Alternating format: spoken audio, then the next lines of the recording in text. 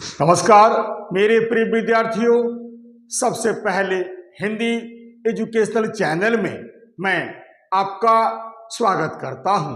आज मैं आपके समक्ष भाव पल्लवन या भाव विस्तार या फिर एम्प्लीफिकेशन विषय को लेकर आपके समक्ष उपस्थित हुआ हूं। जी हां, आज मैं इस वीडियो के माध्यम से भाव पल्लवन या भाव विस्तार या फिर एम्प्लीफिकेशन किसे कहते हैं और यह कैसे लिखा जाता है, साथ ही साथ इसे लिखने के लिए हमें किन किन बातों का ध्यान रखना चाहिए ताकि हम ज़्यादा से ज़्यादा नंबर हासिल कर सकें। इसी विषय को लेकर आज मैं आपके समक्ष एक वीडियो प्रस्तुत करना चाहता हूं।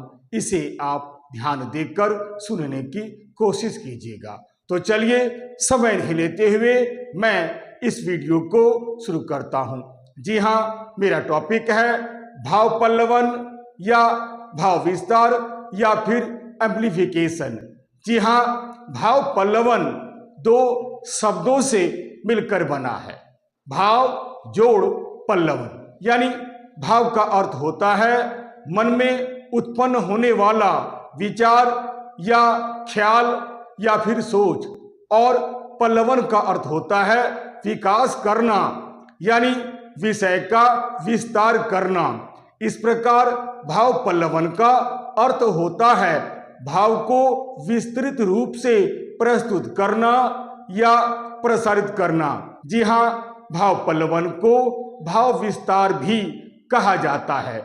यही नहीं, भाव पल्लवन को अंग्रेजी में एम्प्लीफिकेशन भी कहा जाता है। जी हाँ, साहित्य की अन्य विधाओं के समान ही भाव पल्लवन आधुनिक युग की एक महत्वपूर्ण विधा है। आधुनिक युग की यह महत्वपूर्ण विधा दरअसल अंग्रेजी से हिंदी में आई है। एम्प्लीफिकेशन की परिभाषा अंग्रेजी के विद्वानों ने कुछ इस प्रकार दी है। आइए अब मैं अंग्रेजी में भी इसकी परिभाषा देने की कोशिश करता हूं।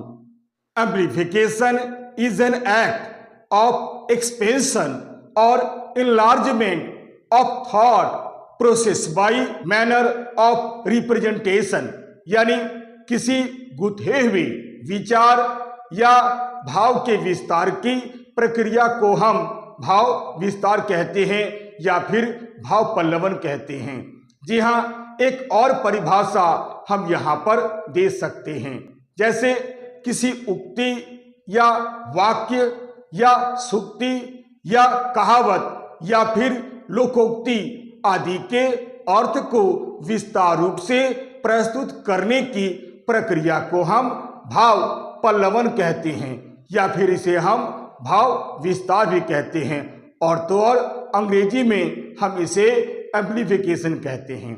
जी हाँ, आइए भाव पल्लवन या फिर भाव विस्तार किसे कहते हैं, इसे समझने के बाद अब हमें यह जानना जरूरी है कि भाव पल्लवन या फिर भाव विस्तार या एम्प्लीफिकेशन कैसे लिखा जाता है और इसे लिखने के लिए हमें किन किन बातों पर ध्यान देना चाहिए ताकि हमें ज़्यादा से ज़्यादा नंबर मिले। आइए अब मैं उन नियमों को बतलाने का प्रयास करता हूं जिसका अनुसरण करके आप ज़्यादा से ज़्यादा नंबर हासिल कर सकते हैं। तो चलिए शुरू करता हूं। पहला नियम, यह हमें सदा याद रखना चाहिए कि भाव पल्लवन के लिए प्रायः सूक्तियाँ या लोकोक्तियाँ या फिर छोटे छोटे वाक्य दिए जाते हैं जिसमें बड़े ही गंभीर अर्थ छिपे हुए होते हैं। दरअसल यह गागर में सागर की तरह होता है, अतः सबसे पहले अर्थ को समझने के लिए हमें इसे कई बार सावधानी के साथ पढ़ना चाहिए, कारण यदि अर्थ के संबंध में थोड़ी सी भी भूल चूक हो जाती है तो समूचा पल्लवन ही गलत हो जाता है, यानी अर्थ का अनर्थ हो जाता है। आइए अब मैं दूसरा नियम बतलाता हूं। जी हाँ, भाव पल्लवन के लिए यह भी जरूरी है कि हम सबसे पहले प्रश्न के रूप में दिए गए उक्ति या वाक्य या सूक्ति या फिर कहावत को, यही नहीं लोकोक्ति को भी अच्छी तरह यानी 2-3 बार अच्छी तरह पढ़ना चाहिए। उसे समझने का प्रयास करना चाहिए कि उसमें जो अर्थ या भाव छिपा हुआ है उसे हमने ठीक से समझा है या नहीं।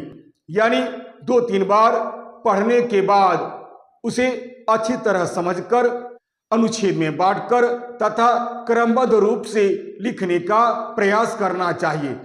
भाव पल्लवन या भाव विस्तार कभी भी एक ही अनुच्छेद में नहीं लिखना चाहिए, बल्कि 2-3 स्टैंजा में बांटकर इसे लिखने का प्रयास करना चाहिए। यही नहीं, हमें अंक के आधार पर भी शब्द सीमा पर भी विशेष रूप से ध्यान देना चाहिए। यानी भाव पल्लवन कम से कम 100 शब्द और ज्यादा से ज्यादा 150 शब्दों के बीच ही लिखने का प्रयास करना चाहिए। ज्यादा से ज्यादा भाव पल्लवन 5 या 10 नंबर का होता है, इसलिए 100 से लेकर लगभग 150 शब्दों के बीच में ही इसे रखने का प्रयास करना चाहिए। आइए अब मैं अगला बतलाता हूं।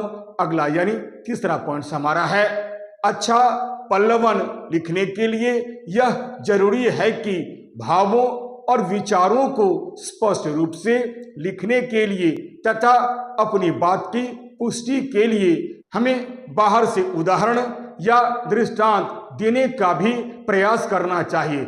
यानी जब भी आप भाव पल्लवन लिखें, अपनी बात को पुष्ट करने के लिए सोदाहरण लिखने का प्रयास करें।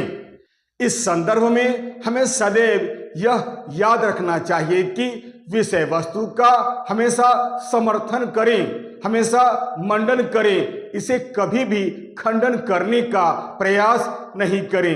यानी आप हमेशा पॉजिटिव बातें ही लिखें, कभी भी भूल करके भी नेगेटिव बातों को, नकारात्मक बातों को बिल्कुल लिखने का प्रयास नहीं करें। आइए अब मैं अगला नियम बताता हूं।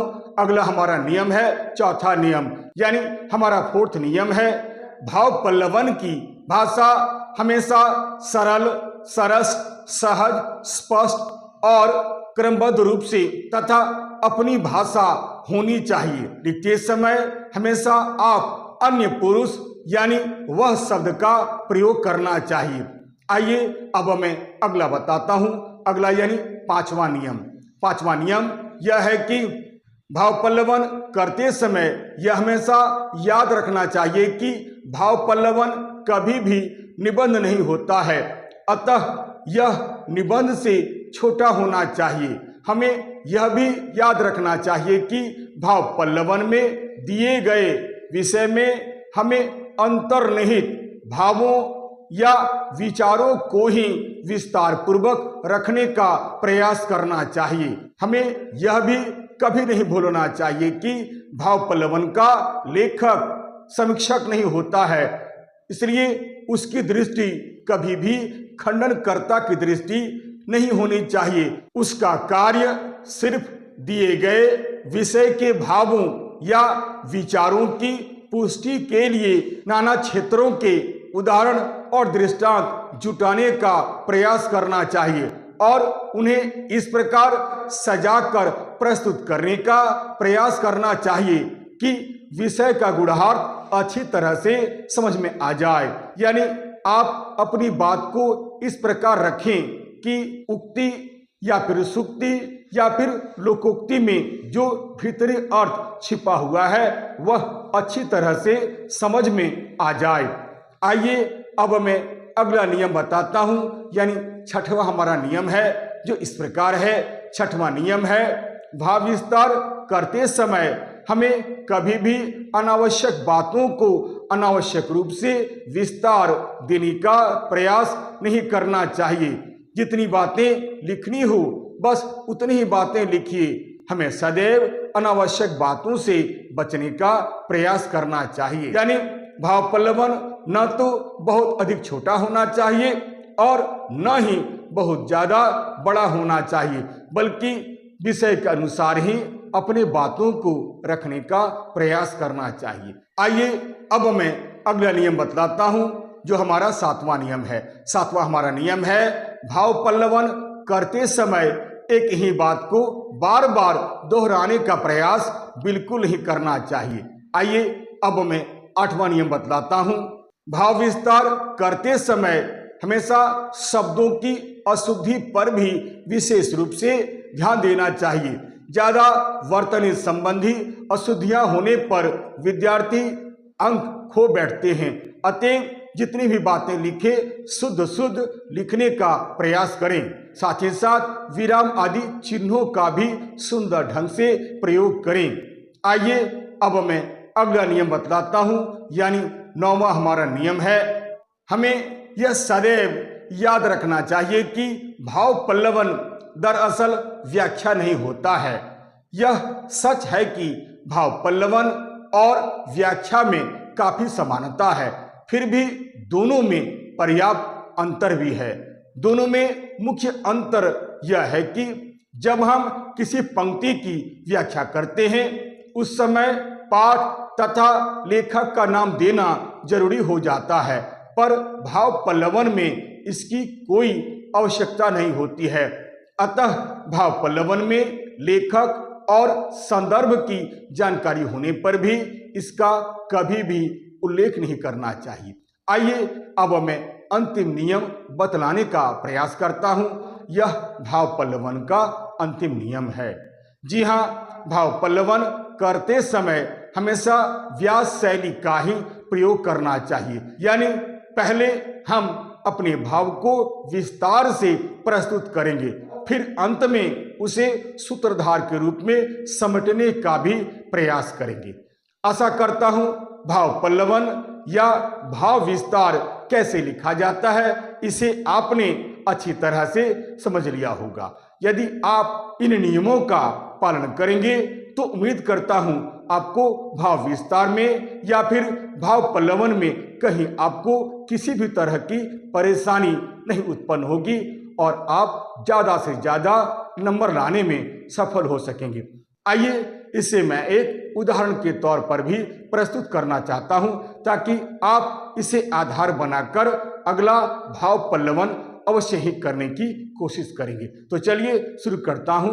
मैं एक उदाहरण दे रहा हूं और उसका भाव विस्तार भी करने की कोशिश करता हूं। जी हाँ, हमारा प्रश्न है, परहित सरिस धर्म नहीं भाई, पर पीड़ा सम नहीं अधमाई। जी हाँ, एक मिलता जुलता और भी भाव पल्लवन आ सकता है। वह ऐसा होगा, मनुष्य वही जो मनुष्य के लिए मरे। पंक्ति का भाव विस्तार कीजिए। ध्यान दीजिएगा, दोनों ही भाव पल्लवन या दोनों ही भाव विस्तार एक ही है, केवल अलग अलग ढंग से पूछा गया है। ध्यान दीजिएगा, इसे मैं कम से कम 3 स्टैंजा में आपके सामने प्रस्तुत करने का प्रयास करता हूं। जी हाँ, चलिए अब मैं इसका उत्तर आपको बताता हूं कि कैसे भाव पल्लवन या फिर भाव विस्तार लिखा जाता है। जी हाँ, इसका उत्तर हम ऐसे लिखेंगे, परहित। जी हाँ, परहित 2 शब्दों से मिलकर बना है। पर जोड़ हित यानी दूसरों की भलाई यानी परोपकार, अर्थात दूसरों की भलाई करने जैसा कोई दूसरा धर्म नहीं है और दूसरों को कष्ट पहुंचाने जैसा कोई पाप नहीं है। जी हाँ, परोपकार मानव जीवन का एक सर्वोत्तम गुण है, जो इस उदात्त गुण से भली भांति परिचित हो जाता है और अपने व्यक्तिगत स्वार्थ को भूलकर दूसरों की भलाई करता है, वह मनुष्य होते हुए भी बिल्कुल देवता के समान होता है। सारा संसार उसे धर्मात्मा कहकर भी संबोधित करता है। यह सच है कि यह संसार स्वार्थमय संसार है। यहाँ सभी लोग स्वार्थी हैं। इस संसार में बहुत ही कम लोग ऐसे होते हैं जो दूसरों के बारे में सोचते हैं तथा उसके दुख दर्द को दूर करने की कोशिश करते हैं। ऐसे लोग सचमुच देवता तुल्य होते हैं। ऐसे लोग कभी भी मरते नहीं हैं, बल्कि मरकर भी सदा सदा के लिए अमर हो जाते हैं। जैसे आपने अवश्य नाम सुना होगा दधीची मुनि, रंतिदेव, महाराज शिवी, मदर टेरेसा आदि आदि जैसे एक से बढ़कर एक संत, महात्मा, देशभक्त, समाज सुधारक हमारे देश में पैदा हुई, जो आज इस दुनिया में नहीं हैं, परंतु ये लोग आज भी लोगों के दिलों में वास करते हैं। लोग आज भी इन्हें श्रद्धा से याद करते हैं। परंतु इसी समाज में कुछ ऐसे भी लोग होते हैं जो महास्वार्थी होते हैं। यानी इसी समाज में जहां कुछ अच्छे लोग हुए हैं, वहीं कुछ ऐसे भी लोग हैं जो महास्वार्थी होते हैं। ऐसे लोग अपने स्वार्थ की पूर्ति के लिए दूसरे का भयंकर अनिष्ट करने या गला दबाने से भी संकोच नहीं करते हैं। ऐसे लोग बिल्कुल मनुष्य होते हुए भी पशु के समान होते हैं। ये केवल अपने ही बारे में सोचते हैं, केवल अपनी सुख सुविधा में ही लगे रहते हैं। इसलिए इस संसार में इनके रहने या जाने से किसी को कोई फर्क नहीं पड़ता है। उनका नाम लेना तो एक तरह से पाप समझा जाता है, उनका नाम लेना भी अपमानजनक माना जाता है। ठीक इसके विपरीत जो व्यक्ति परोपकारी होता है वह अजर अमर होता है, क्योंकि उसमें दूसरों की भलाई की भावना इतनी प्रबल होती है कि ये दूसरों की भलाई के लिए अपना सब कुछ हंसते हुए बलिदान कर देते हैं और उफ तक नहीं करते हैं। सचमुच परोपकार एक महान धर्म है। जो व्यक्ति परहित यानी दूसरों की भलाई को जीवन का मुख्य उद्देश्य मानकर जीवन जीता है, जनता ऐसे व्यक्ति का गुणगान करने से कभी भी नहीं थकती है, सदैव उनका नाम आदर के साथ लेती हैं। लोग ऐसे लोगों का नाम सदैव आदर के साथ लेते हैं। सोचने वाली बात यह है कि परोपकारी व्यक्ति जहां दूसरों के कष्टों को दूर करने के लिए किसी भी तरह का त्याग करने से हिचकता नहीं है, वहीं स्वार्थी व्यक्ति दूसरों को कष्ट पहुंचाने में या फिर उसे कष्ट में पड़ा हुआ देखकर एक अद्भुत आनंद की अनुभूति प्राप्त करता है, उसे असीम संतोष प्राप्त होता है। ऐसा व्यक्ति भले ही अपनी निगाहों में बड़ा हो, पर साधारण जनता उसे घृणा की दृष्टि से ही देखती है। उसके कर्म को अधर्म कार्य की संज्ञा देकर उससे हमेशा अलग थलग रहने की कोशिश करते हैं। यानी एक तरह से ऐसे लोगों से अलग थलग रहने में ही अपना कल्याण समझते हैं। अतः कवि के विचार से प्रत्येक मनुष्य को परोपकार धर्म का पालन करते हुए जीवन पथ में आगे बढ़ना चाहिए। यही नहीं, ऐसे लोगों को सदैव परोपकार के कार्य में ही लगे रहना चाहिए, कारण यह जीवन बार बार नहीं मिलता है। अतः उसे कभी भी ऐसा कार्य नहीं करना चाहिए जिससे औरों को कष्ट हो तथा लोग उसकी छाया से भी दूर रहने में अपनी भलाई समझे। आशा करता हूं आप इस वीडियो को देखकर किस प्रकार पंक्ति का भाव पल्लवन किया जाता है इसे आपने अच्छी तरह से समझ लिया होगा। अतः आप इसी प्रकार ऐसी सूक्तियों की व्याख्या या भाव विस्तार प्रस्तुत करें ताकि आप ज्यादा से ज्यादा नंबर हासिल कर सकें। मेरे प्रिय विद्यार्थियों, यदि आप इन नियमों का पालन करेंगे और इसी प्रकार भाव विस्तार करेंगे तो मैं उम्मीद करता हूं कि आप ज्यादा से ज्यादा नंबर पाने में सफल हो सकेंगे। यदि आपको यह वीडियो अच्छा लगता है, उपयोगी लगता है, सारगर्भित लगता है तो आप इसे लाइक करें, शेयर करें और तो और सब्सक्राइब करना बिल्कुल नहीं भूलें। तब तक के लिए नमस्कार, धन्यवाद।